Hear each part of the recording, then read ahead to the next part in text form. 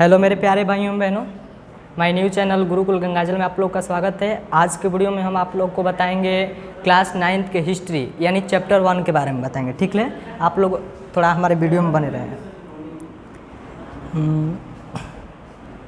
देखिए, आज के वीडियो में हम लोग जानेंगे क्लास 9th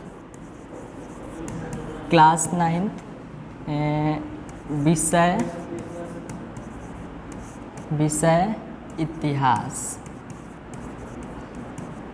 ठीक है, क्लास 9th विषय इतिहास के बारे में जाएंगे, जो कि पहला चैप्टर का नाम है भौगोलिक खोजें। पहला चैप्टर का क्या नाम है? पहला चैप्टर का नाम है आपका भौगोलिक खोजें। भौगोलिक खोजें। देखिए, सबसे पहले हम लोग तो ये जानेंगे कि भौगोलिक खोज का प्रारंभ कहाँ से हुआ था। यहाँ आपको सबसे पहले जानना है कि जो भौगोलिक खोज था इसका प्रारंभ कहाँ से हुआ था। ठीक है, तो भौगोलिक खोज का प्रारंभ पुर्तगाल से हुआ था। कहाँ से हुआ था? पुर्तगाल से हुआ था। ओके, भौगोलिक खोज का प्रारंभ कहाँ से हुआ था? पुर्तगाल से हुआ था। ठीक है, अब देखिए, जो भौगोलिक खोज हुआ था इसमें कौन कौन से देश को काफ़ी सफलता मिली। तो इसमें देखिए आ जाएगा आपका इंग्लैंड आ जाएगा, हॉलैंड आ जाएगा, इंग्लैंड आ जाएगा आपका, हॉलैंड आ जाएगा और फ्रांस आएगा। इन तीनों देशों को काफ़ी अधिक सफलता मिली। ठीक है, अब देखिए, जो भौगोलिक खोज था 15वीं शताब्दी तक, देखिए जो भौगोलिक खोज था 15वीं शताब्दी तक यूरोप के मध्यकाल में, जो भौगोलिक खोज था पहली शताब्दी यानी 15वीं शताब्दी तक यूरोप के सभी व्यापार, यानी भौगोलिक खोज में 15वीं शताब्दी तक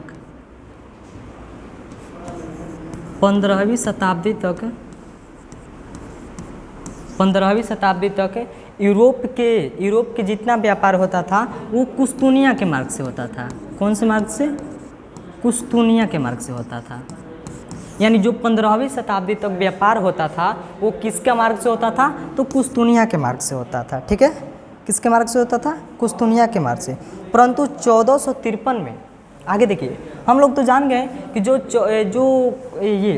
यूरोप का व्यापार होता था किस मार्ग से होता था? तो कुस्तुनिया के मार्ग से। ठीक है, आगे देखिए, 1453 ईस्वी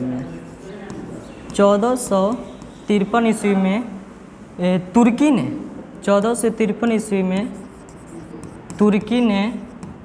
तुर्की ने कुस्तुनिया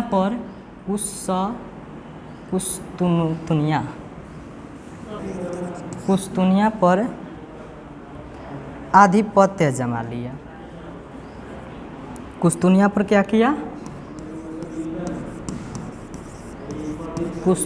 क्या किया? आधिपत्य जमा लिया।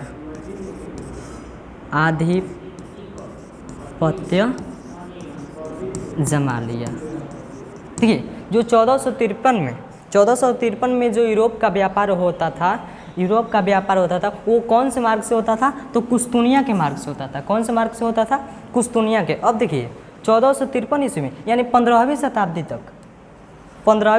तक यूरोप का व्यापार कुस्तुनिया के मार्ग से होता था। अब देखिए, 1453 ईस्वी में तुर्की ने कुस्तुनिया पर आधिपत्य जमा लिया। यानी 1453 में जो तुर्की जो था वो क्या किया? कुस्तुनिया पर क्या किया? आधिपत्य जमा लिया। ठीक है, यानी वसूली करने लगा, टैक्स वसूलने लगा। ठीक है ना, टैक्स वसूलने लगा। अब देखिए, आगे हम लोग जानेंगे। आगे देखिए, जो पुर्तगाली थे एक नाव का निर्माण किए थे। जो पुर्तगाली लोग थे एक नाव का निर्माण किए थे। ठीक है, एक नाव का निर्माण किए थे, जो कि उस नाव का क्या नाम था? तो कैरावल। उस नाव का क्या नाम था? कैरावल। कैरावल क्या नाम था? कैरावल।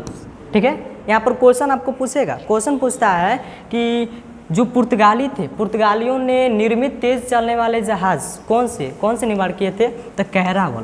पुर्तगालियों ने हल्के और निर्मित तेज चलने वाले जहाज को निर्माण किए थे, कौन सा? तो कैरावल।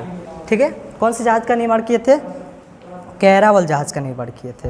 बस समझ में आ रहा है ना? जो पुर्तगाली थे निर्मित तेज चलने वाले कौन से जहाज किए थे? कैरावल किए थे।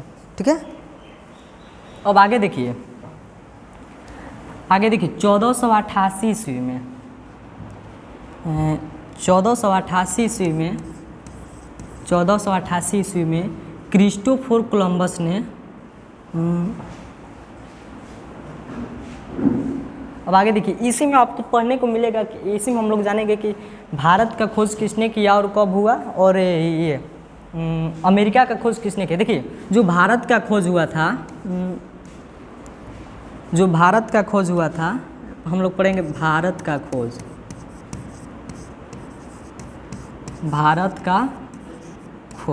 देखिए, जो भारत का खोज हुआ था वो 1498 में हुआ था। कब हुआ था? 1498 ईस्वी में हुआ था। ठीक है, जो भारत का खोज हुआ था वो 1498 में हुआ था। कितने में हुआ था? 1498 में। ये बात आपको कभी नहीं भूलना है। ठीक है, भारत का खोज कब हुआ था? तो 1498 हुआ था। किसने किया था? तो वास्को डी गामा किया था। कौन किया था? Vasco D gamma. कौन किया था? Vasco D gamma. ये तो हम लोग जान गए कि भारत का खोज कब हुआ था, तो 1498 हुआ था। किसने किया? तो वास्को डी गामा किया। ठीक है, चलिए हम लोग आगे बढ़ते हैं। आगे आपको इस चैप्टर में पढ़ने को मिलेगा कि अमेरिका का खोज किसने किया। अमेरिका का खोज किसने? देखिए, अमेरिका का खोज किसने किया? अमेरिका का खोज, देखिए जो अमेरिका का खोज हुआ था वो 14